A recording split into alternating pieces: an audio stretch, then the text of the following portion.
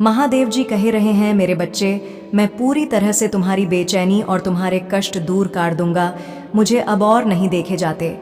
मुझे अपने भक्तों से सबसे अधिक प्रेम है। उनकी समस्याएं और उनकी परेशानी सिर्फ उन्हें ही परेशान नहीं करती हैं, बल्कि मेरे भक्त अगर दुखी हैं तो दुख मुझे भी होता है।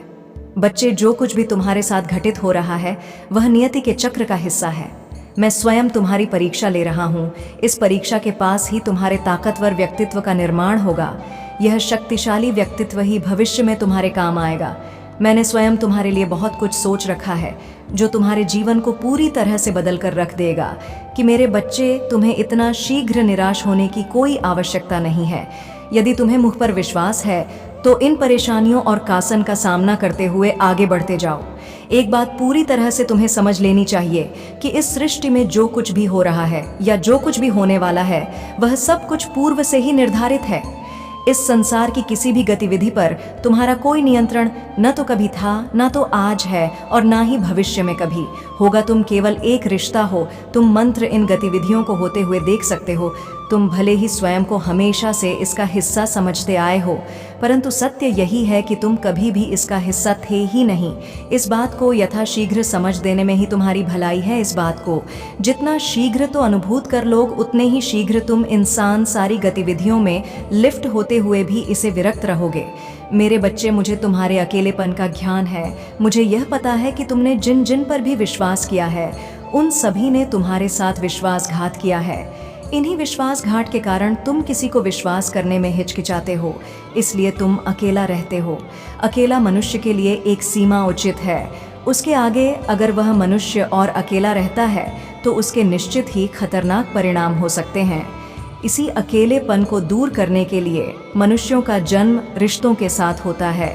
कोई भी मनुष्य इस संसार में किसी न किसी रिश्ते के साथ ही आता है। रिश्ते एक मनुष्य को जीवन जीने के रास्ता और अपने कर्तव्यों का निर्माण करने में सहयोग किया। रिश्ते हमारे जीवन में क्या मायने रखते हैं, इसका अंदाज़ा इससे लगाया जा सकता है कि चाहे जितना भी कमज़ोर से कमज़ोर रिश्ता हो, उसके टूटने पर हर मनुष्य को कहीं ना कहीं होता है। रिश्ते झगड़ा और लड़ाइयाँ से नहीं टूटते। बोल के रिश्ते टूटते हैं। स्वाद और लालच में सवार आ जाए तो उसका एक गाना अत्यंत, इसीलिए मनुष्य के जीवन में रिश्ते ज़्यादा होने ज़रूरी नहीं है, बल्कि जितने भी रिश्ते हो उनमें जीवन होना ज़रूरी। रिश्तों को बचाने के लिए सबसे अहम चीज़ है माफ़ी। किसी भी रिश्ते में समस्या आने पर तुरंत माफ़ी मांग लेनी चाहिए और उसके बदले में सब कुछ बुलाकर माफ़ कर भी देना चाहिए। गलतियाँ एक कागज़ के पन्ने की तरह होती है और रिश्ते एक पूर्ण किताब की तरह। अगर किसी कारणवश किताब को बचाने के लिए एक पन्ना पढ़ना पड़ जाए तो हमें निसंकोच उसे पाने को फाड़ देना चाहिए। मेरे बच्चे, मेरा कृपा तुम पर हर वक्त बनी रहती है। मैं तुम्हारे हर कार्य को बहुत ही ध्यान से देखता हूँ। तुम्हारे द्वारा किए हुए वह सारे कार्य खुद मेरे द्वारा किए हुए बन जाते हैं, अगर उन कार्यों को तुमने संपूर्ण ईमानदारी व परिश्रम के साथ किया। एक व्यक्ति अपने जीवन में कई अहम निर्णय लेता है जिनका असर उसे पर और उसके आसपास रहने वाले और व्यक्तियों पर भी पड़ता है। का मतलब ये है कि एक व्यक्ति अपने पैसों से अपने साथ साथ गई और व्यक्तियों की जिंदगी का रास्ता बदलने की भी क्षमता रखता है। अपने जीवन के फैसले पूर्ण श्रद्धा से लेने के अधिकार के साथ ही उसे व्यक्ति को उन फसलों की जिम्मेदारी का भी एहसास होना जरूरी है। जैसे इस दृष्टि से जुड़े फैसले और उनकी जिम्मेदारी ईश्वर के ऊपर होती है, वैसे ही एक व्यक्ति द्वारा ली गए पैसेदारी भी पर होती है जो उन्हें लेता है। व्यक्ति उन फसलों को लेते वक्त स्वयं महादेव जी का कार्य कर रहा होता है। ईमानदारी और उन कार्यरत होते वक्त ना अत्यंत महत्वपूर्ण है। अगर किसी व्यक्ति ने पैसे लेते वक्त पूरी ईमानदारी प्रदर्शित की है तो वह फैसला कभी गलत हो ही नहीं सकता। चाहे उसे फैसले से सफल हो या नहीं, या गलत नहीं ठहराया जा सकता।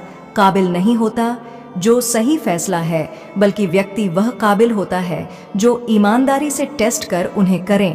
परेशान से सही साबित।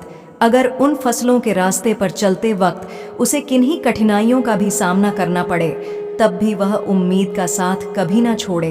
परिश्रम में वह शक्ति है जो असफल प्रतीत होने वाले लक्षण को भी सफलतापूर्वक प्राप्त कर। संक्षेप में कहा जाए तो निर्णय का सही या गलत होने का निर्धारण समय के गर्भ में छुपा होता है। ध्यान निर्णय की गुणवत्ता से अधिक अपनी निष्ठा का रखना चाहिए। निष्ठा और सोच यदि सकारात्मक है तो आप अपेक्षाकृत परिणाम के अभाव में भी सकारात्मक खोज में, परंतु यदि आप अपने निर्णय के प्रति स्वयं शासक हैं तो आप सकारात्मक परिणाम में भी कमियां ढूंढने लगेंगे। जीवन में जीव से अधिक महत्वपूर्ण सीखें और जीतने पर इसका पूर्ण ध्यान रखना मेरे बच्चे। मेरा आशीर्वाद हमेशा तुम्हारे साथ सदा खुश रहना। मेरे अगले संदेश का प्रतीक्षा करना।